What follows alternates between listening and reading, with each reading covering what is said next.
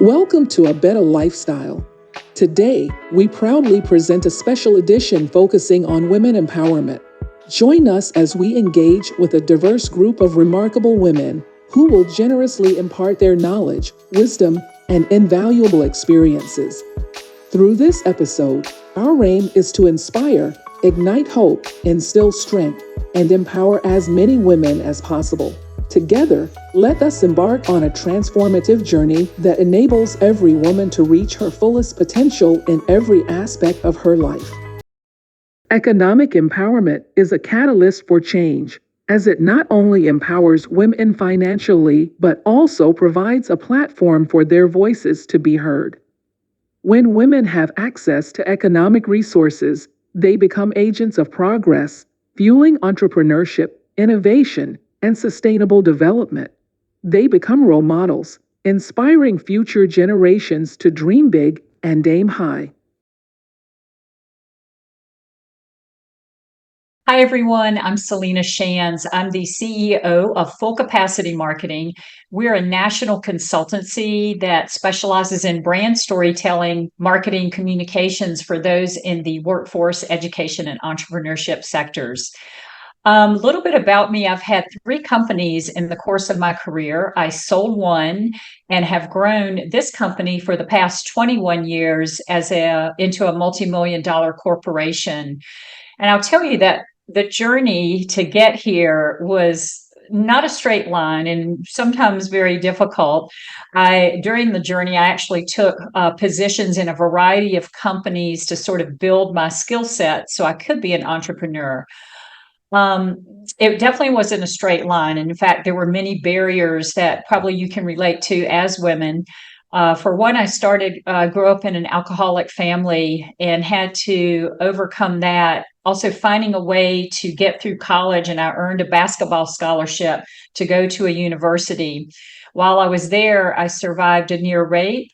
I survived a domestic violence incident with a boyfriend, sexual harassment in corporation, and then a divorce that almost ruined me financially.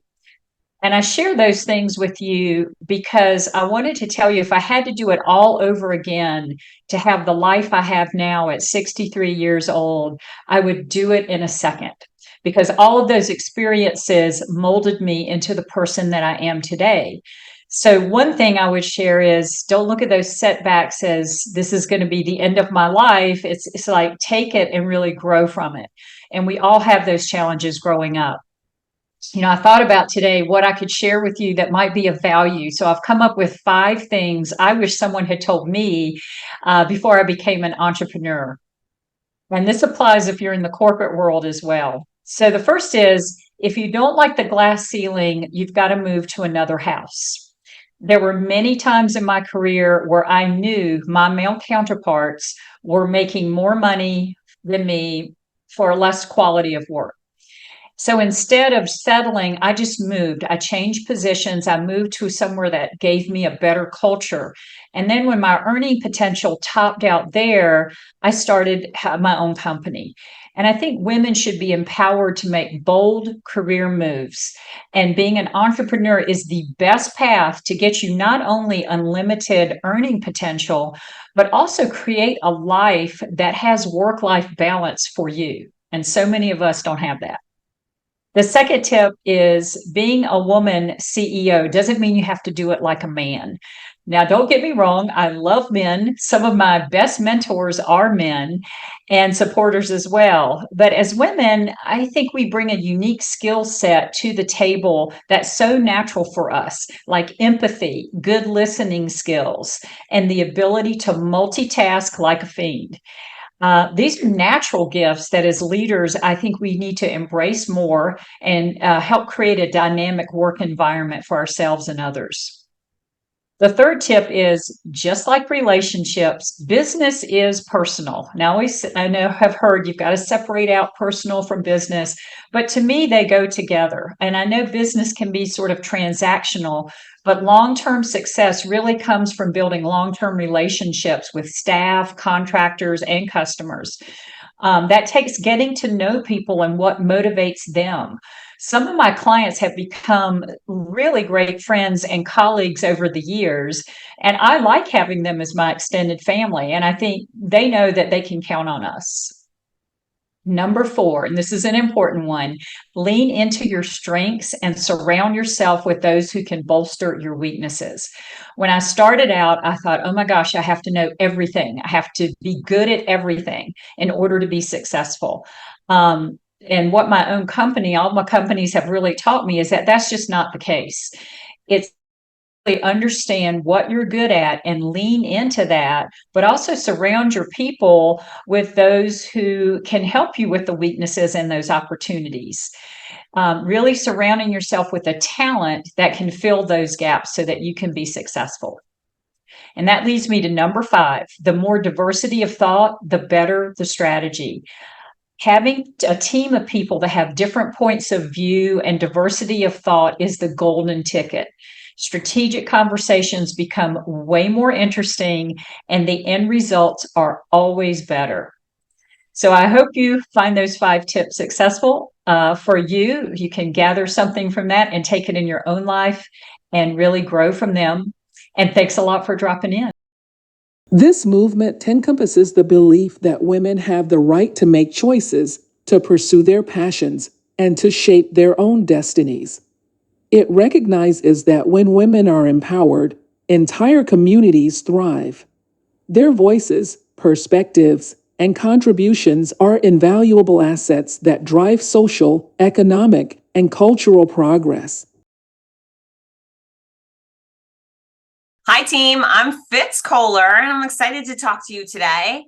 A little about me. I'm a fitness expert. I'm a busy keynote speaker. I am a professional race announcer. That means I host monster running events like the Los Angeles Marathon, Buffalo Marathon, and a whole bunch in between. I'm the author of the Cancer Comeback series, and I happened to beat up on cancer a few years ago, and I'm very grateful that I did. So I was asked to talk to the ladies about doing our best as women. And 2 things. I think number one is that you take yourself seriously, right? So if you have goals, if you have a vision for yourself, I want you to take yourself seriously and know that you can go get this thing that you want. And I feel like your mom saying, you can get whatever you want, honey, you can be whatever you want, but you have to put in the work for it, right? So I lecture to universities quite often. They're graduating seniors, and I always tell them you have to have a passion, do the thing that you're most passionate about.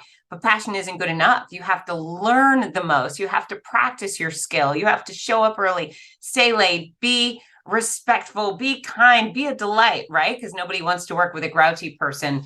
And I really push the envelope, lean forward to being the best that you can be. Because when I started speaking, I knew when I started teaching fitness at 14 and I fell in love with fitness and I became a true believer in it, I knew I wanted to spread that message. And so I spoke a lot for free. I spoke to teeny tiny groups. I spoke to children. I spoke to anyone who would listen so I could hone the craft of speaking.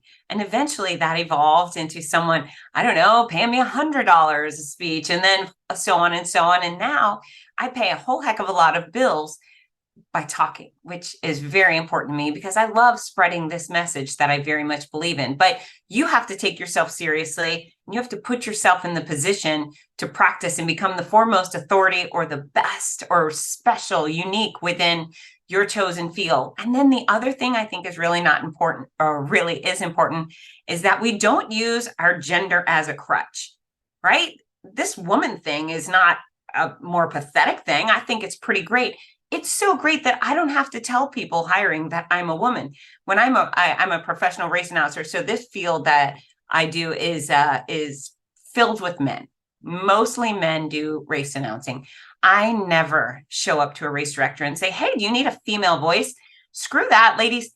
I am not a woman's voice. I am the best voice. If someone wants to hire a professional race announcer and expect the greatest experience, the most rowdy start line, the most warm and loving and energetic finish line, the most professional experience, I'm their person. Forget that I'm their girl. I never use my lady parts as as a stepping stone, or as an excuse for not getting work, or as an incentive for someone to hire me because I'm better than that, right? So I want you to take yourself seriously, and then I want you to take yourself seriously.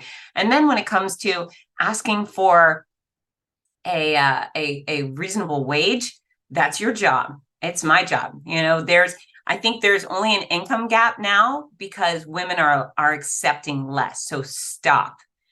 You have to put real value on your products, on your services. If you do not value your products and services, nobody else will. So is it scary to ask for money? Sure. Is it uncomfortable? Sure. But I talked myself out of my fear of asking for money and opportunities way long ago. I used to be a competitive kickboxer. Why? I don't know.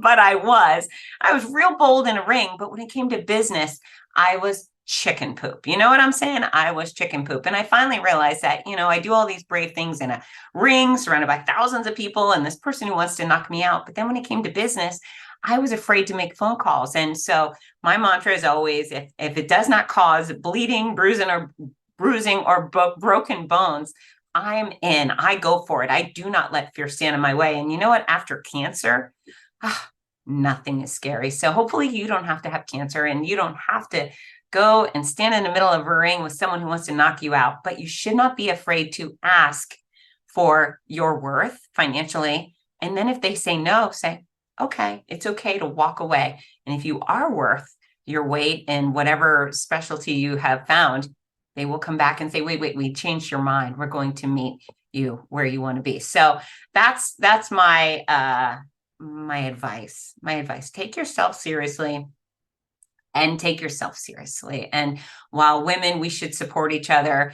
I choose the people I support based on the merit system exclusively. I don't care what you look like. I don't care what color you are, what race what religion you pray, or what is in your pants. I will choose excellent people to surround myself with at all times.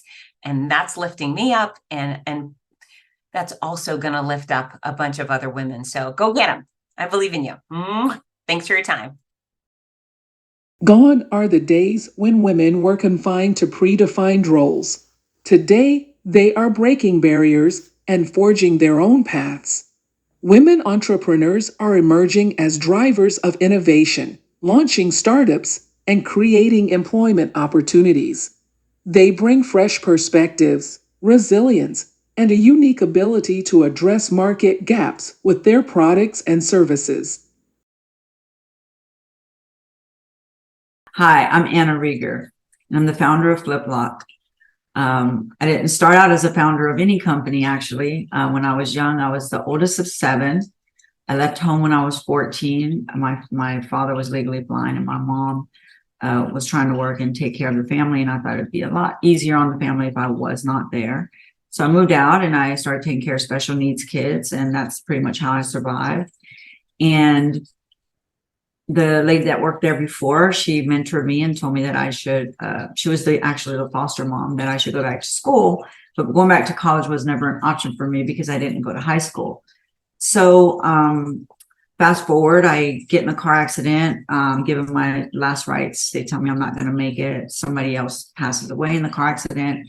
And instead of giving up and saying I can never do anything and not going for different things, I decided in that moment that I was going to go and pursue college, even though I didn't go to high school, which I didn't know if I could. So what I did was I went to the community college in the area, and I took my college level entry test, and they said I was at college level at everything except for math. Well, I didn't go to high school, so it made sense. So I'll go to college.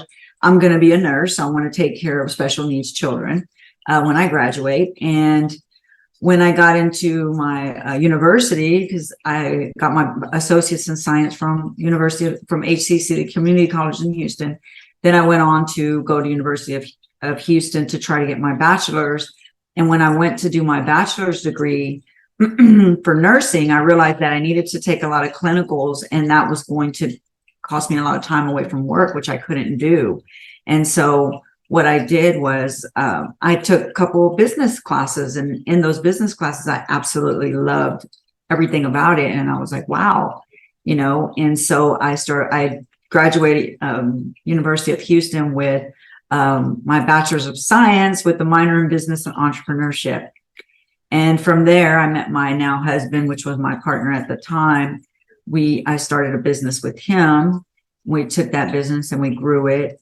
And then I went on to start real estate business. I took a real estate property and grew that property. And then from there, I started growing other businesses. Now, as a woman, growing businesses is very difficult for you to start thinking about, where do I go? What do I do? Who do I, talk to? And in the beginning, I did have a support, which was my, now husband, who helped me along the way. But I also had a lot of women, believe it or not, that were, instrumental in helping me. And I think that's important as a woman, for you to go and really try to find women that connect, that want to lift up, that want to support you.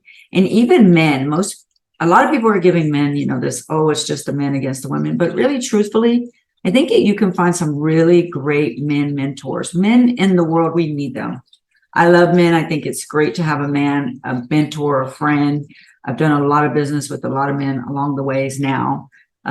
In all my experiences I've had, they are very, concise. And I think the main thing is when you go into a meeting with a man, you really need to own your power. You walk in there, you know what you're talking about.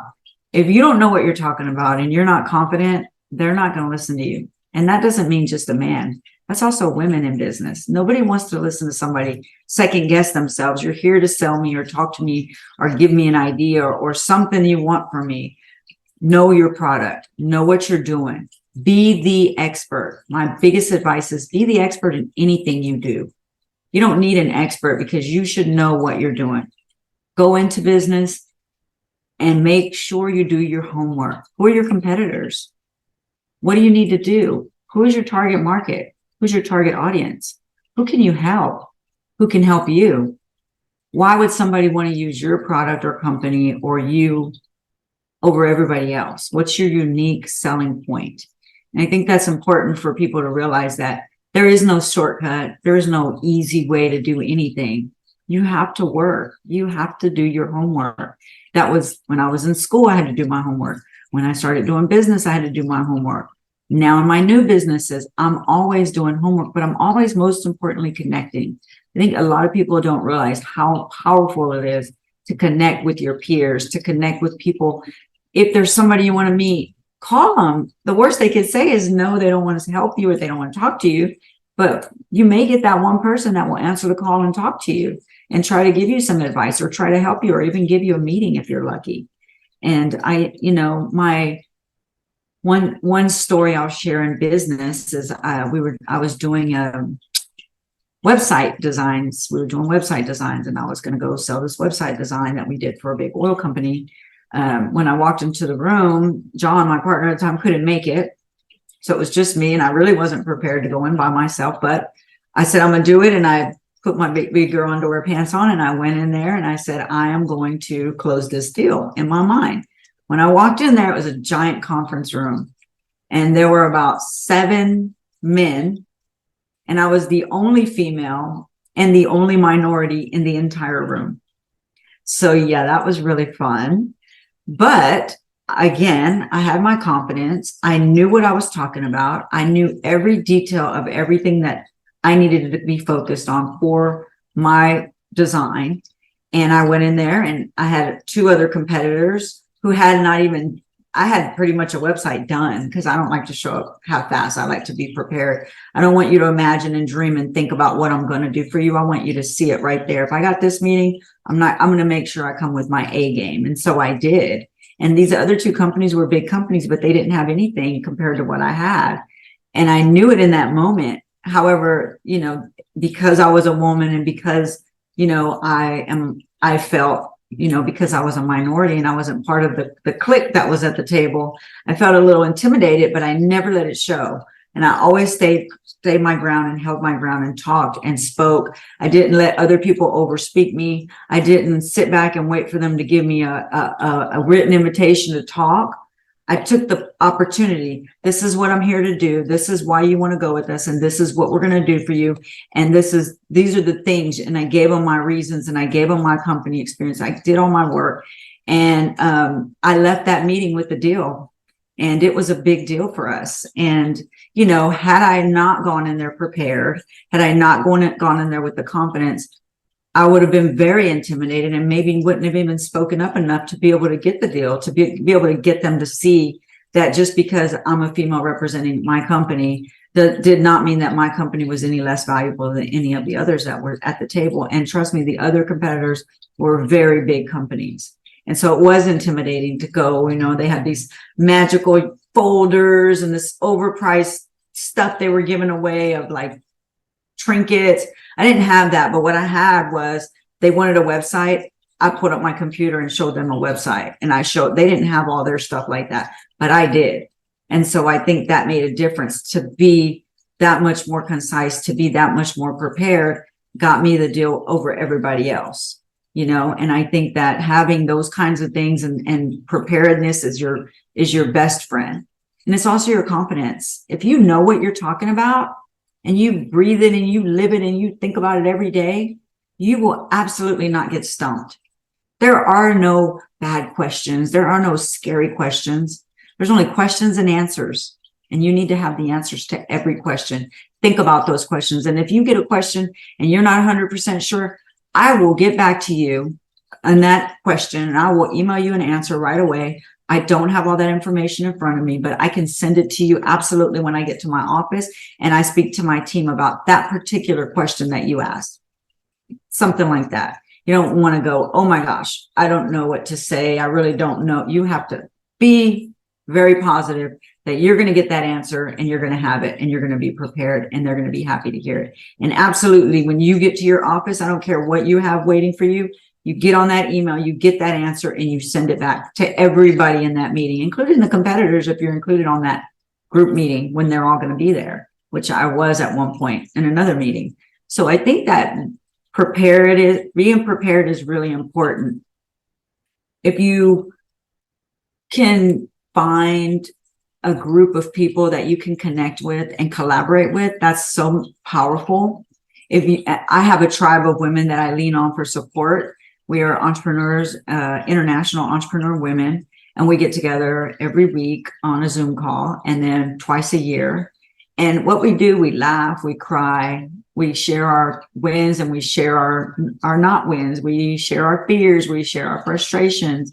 And in that, we come out so much more empowered. And I encourage women, find your tribe, find your group of women and people that lift you up, but always try to make sure that you find people that are doing more than you. You don't want to always connect with people that are just doing what you're doing. It's good to do that. I like to do that. I love to help other people learn, but it's also good to have people that have been a little further in their game, in their business world. So that way they can support you in a way that you probably didn't think about. And if you are able to, and you really are interested in self-growth, I think there's never a time for you to not be able to develop yourself as a person. I mean, reading, learning. I am now speaking for my company, FlipLock, for advocating for school safety. And I have taken speaking classes and hired coaches and whatever I could do to make myself be that much more presentable. And I see it as an investment in not only myself, but in my company. So if you're supposed to get up and do speaking, you should definitely try to get some speaking in. Go outside of your comfort zone, not only with your friends and family. It needs to be people that are going to give you real live feedback. That is the most important thing, to get people that are going to tell you the hard things, not just, oh, that was great. You're great. You're great. You don't need that. You need people to say, well, I really think you could do this. And this is where I see you could improve. That's how you grow. And it's uncomfortable, but I always say you got to get uncomfortable to get better. And you have to learn. And you know, sometimes you're going to fail. Yes. But if you don't try, you'll never fail. And all I say is when that happens, you won't make the same mistake twice. You will not make the same mistake twice. If I go on a show and I'm like, oh my gosh, what am I going to say? I don't know what I'm going to do. And if I mess up, Well, I promise you, whatever I don't do right in that one, I won't do it again in the second one. I'll make sure to learn from that mistake. And that's really big. Always learning. Nobody knows everything about all the time about anything. So what can you do to grow yourself, your team, if you have employees? How can you grow your team? How can you empower them to make decisions to help you grow and grow your company? Or whatever that is for you. It could be even taken into your family. I believe in self-care. For me, I have 6 kids, and my youngest is a little girl, and she's in middle school now, like 5th grade. And, you know, what can I do to spend time with her on top of working? And self-care is important. What do? I might go get my nails done. I might try to get a massage. I might try to meditate. I do meditate twice a week. It's so important when you're in a go, go, go mentality. It's really good to take some time out for yourself to give your body a reset. Meditate, yoga, whatever that looks like for you. You know, whatever that is, you really need to listen and do that, because that's what helps you grow as a person. And that's what keeps you in your zone of genius, if you will. I have a coach, and she always says, you want to stay in the flow while you don't want to stay in the go. You want to go, you want to be productive from a state of flow, which basically is, instead of run, I can get there the same way, but I can pace myself. I don't need to always be running, right?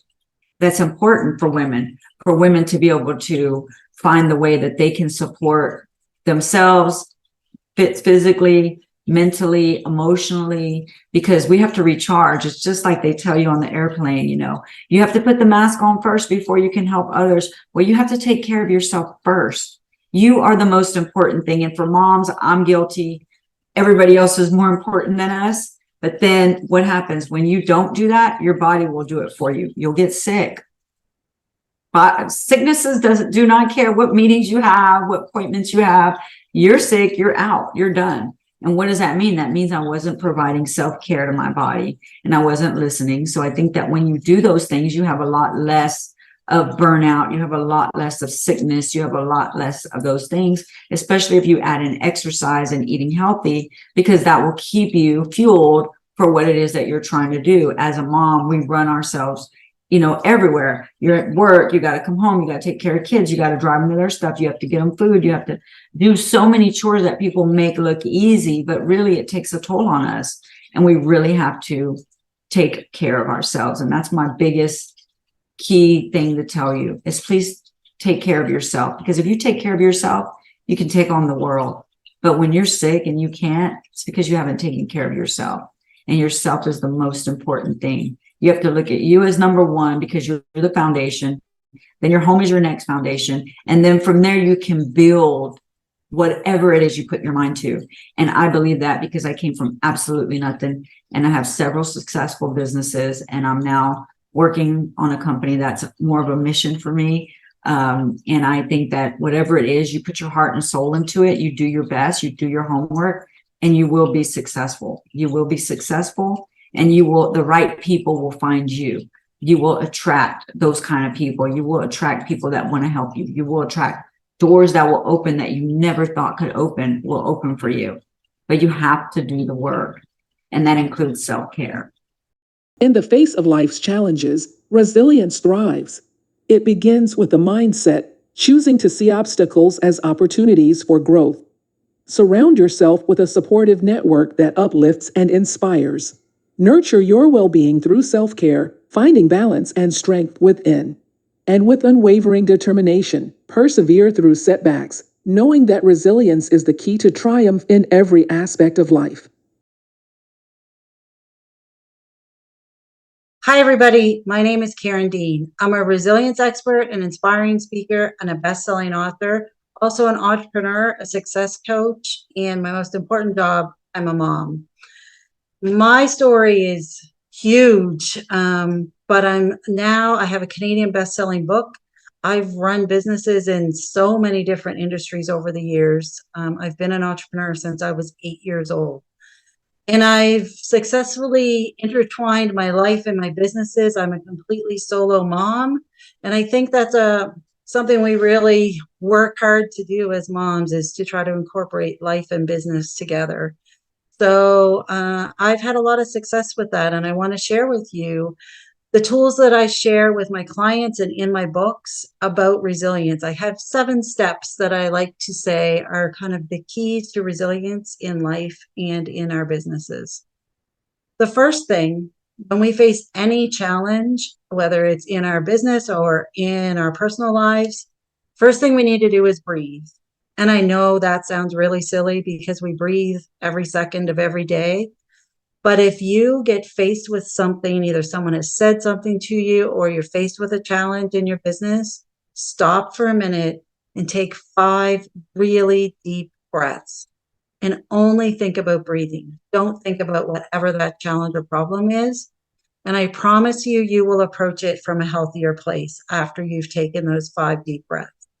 So try to remember that breathing is so important. Conscious breathing is so important to making healthier and more successful choices in our lives. The next thing is set boundaries with people in our personal lives, with people in our business lives, and also with people on social media. If the people that you surround yourself with are not building you up, cheering you on, bringing you joy, then you don't need them in your life. And that's really hard sometimes, especially when they're family, but it's necessary. It is necessary to reach the level of success that you dream of. They always say that you are the combination of the 5 people you spend the most time with. So remember to make those 5 people really incredible. The next thing is that we are all perfectly imperfect. There is no such thing as perfection. We see so much on social media about people with perfect bodies, perfect businesses. They're so successful. We're only seeing the highlight reel. So remember that they are also imperfect, as are all of us. And remember to cheer yourself on. And even when you face a challenge, use it as a growth opportunity. There is something to learn from every failure that we make, from every mistake that we make. Find the good in it. Also, number 4 on my list is focus on what you want. From the time we are small children, we are programmed by other people's voices about who we should be, what we should do, what we should wear, what job we should have, everything. But I want you to really sit down and think about, what do I want?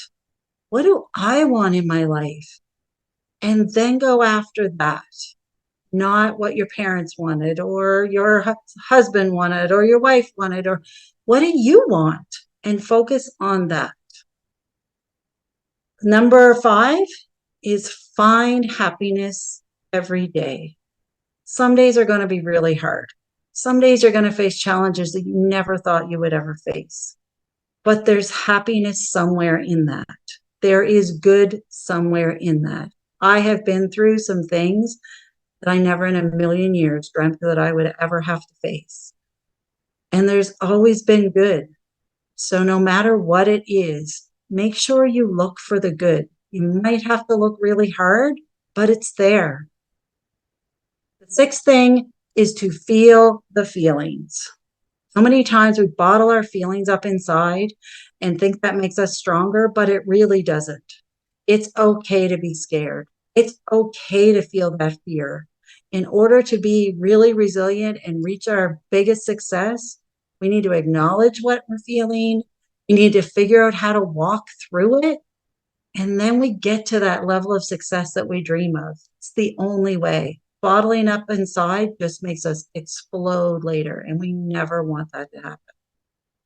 And the 7th thing, and they're not in any particular order of importance, they're just the things on my list, but the 7th thing that's on the list is to speak kindly to yourself. The voice we hear more than any other voice is the voice in our own heads. So make sure we are saying kind things. And when you look at yourself in the mirror or just want to talk in your own head and it's something negative, I want you to stop and think, would I say that to my 5-year-old self? Would I say that to my best friend? Would I say that to anybody else? So if you wouldn't say it to somebody else or a little person, don't say it to yourself. Build yourself up, because you are the most important person for you. And if you don't build yourself up, it's really hard to look after everybody else and your business. So those are the tools that I share through my coaching, through my books, through my business. You can find out more at KarenDeanSpeaks.com. And I want you to remember those and use them to make your life the most successful it can be. To all the women seeking purpose, growth, and fulfillment in their careers, know that the possibilities are endless. Break free from the chains of self-doubt and societal expectations and forge a path that aligns with your passions, talents, and aspirations. So hello, my name is Tanya Brown. I am a real estate investor, and my focus is mainly on mortgage notes. For those who may not be familiar with mortgage notes, what that is you becoming the bank. So essentially, I purchase mortgage notes from banks, from hedge funds, from brokers, other note investors and I basically take over people's mortgages. So I buy debt and I become the bank. So it's kind of a different concept in real estate investing, but also have done rental properties. I've done a little bit of wholesaling. I've done fix and flips. And so I've kind of run the gamut when it comes to real estate and real estate investing. But I sort of found my niche in note investing and becoming the bank, because that's kind of the big boys of real estate investing. And so as a woman going into this field, ironically, I was actually taught and trained by a female who got into this industry. She had her background in Wall Street. I didn't have a background in Wall Street. I have an MBA, but the reason I got my MBA is because I knew that, finance and math and business, it wasn't a strong point of mine. So I said, well, let me go back to school and find out, what it is I need to know, kind of fit the puzzles together and I guess fill in the blanks of what I didn't know. And so I went back to school to get all of that information, and then come to find out really the best way to get trained is not necessarily to go back and spend $30,000, $40,000 on an MBA, but to get real world experience and to find a mentor. And so I just happened to come across a mentor. She was a female mentor who knew about note investing, and not a lot of people know about it. And this is what banks have been doing for years. The big rollers and the people who are, rich people, they've been doing this for years. And now it's kind of trickling down to the everyday person, where you can buy somebody's mortgage, sit on your couch and collect their mortgage payments month after month as passive income. So it wasn't difficult getting into this field, simply because I did have someone who I guess trailblazed and was ahead of me. But there aren't many people or many females in real estate investing. More are coming into the field, but mainly females are sort of reserved. They're not reserved, but they focus on their families, right? We focus on our families. We focus on getting the education. We're concerned about everybody else, right? Making sure that your husband or your boyfriend or your significant other, they're supported and that they're taken care of. And then you focus on yourself last. And so a lot of people wait, or a lot of females, they'll wait until their 40s, their 50s, and even their 60s before they jump into saying, oh, wait a minute, I'm about to retire. Or wait a minute, the child is getting out of school. What's my next step? What's the next level? And so that's kind of where I was in that path going toward, I'm getting ready to retire. What's the next step? And to be honest with you, I sort of got tired of the 9 to 5. I got tired of the drag of the 9 to 5, the 40-hour work week. And then, it's the same routine over and over and over again. And I got tired of it. And that's what kind of moved me over into real estate investing. I said, I want to live the life I want to live, how I want to live it, do what I want to do in my free time, and have free time. And that's what most people say when they want to be millionaires, right? They say, I want to be a millionaire. But what they're really saying is, I want to have my freedom to do what I want when I want. I don't want to have to ask my boss, can I take 2 hours leave because my child has a game that I need to go to, right? Nobody wants to do that. So I found the way to go into real estate investing and have my freedom. And that's what it's really offered. And actually this year is when I'm separating from my 9-to-5 job.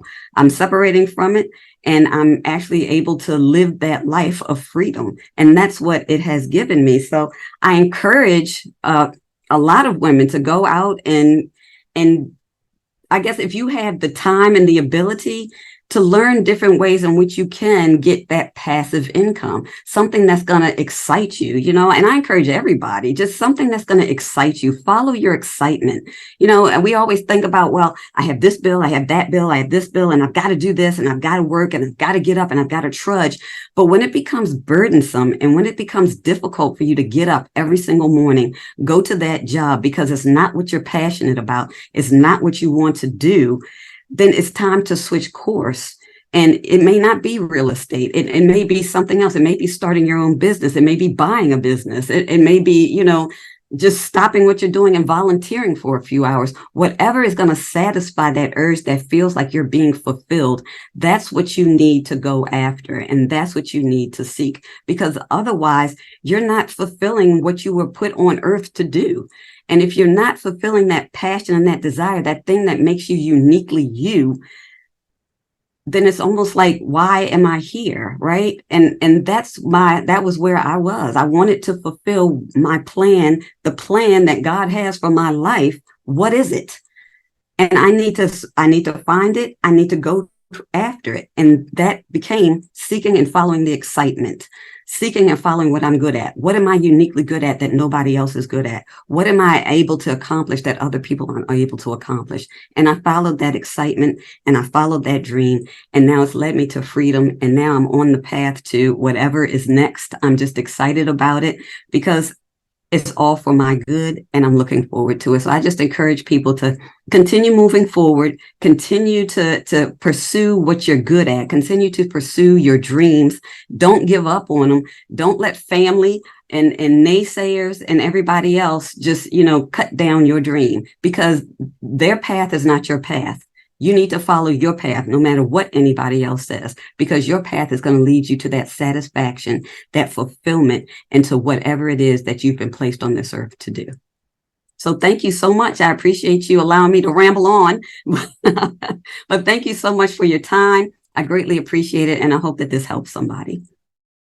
To the brave and resilient women who have endured the darkness of abusive relationships and the suffocation of professional entrapment, you are not defined by your past, but by the strength you embody in rising above it. Through courage and determination, you have the power to break free, heal, and create a life filled with joy, success, and empowerment. Remember, your journey is a testament to the indomitable spirit within you, and there is a radiant future waiting for you to embrace. You are worthy of greatness, and you hold the keys to unlock your own happiness and fulfillment. Hi, my name's Nancy Erickson, and my company is called The Book Professor. We help people to write and publish what we call high-impact nonfiction books that will either save lives, change lives, or transform society, which is really fun work, but that's not what I originally set out to do in my career. For over 30 years, I had a career in high tech and worked for IBM and Oracle.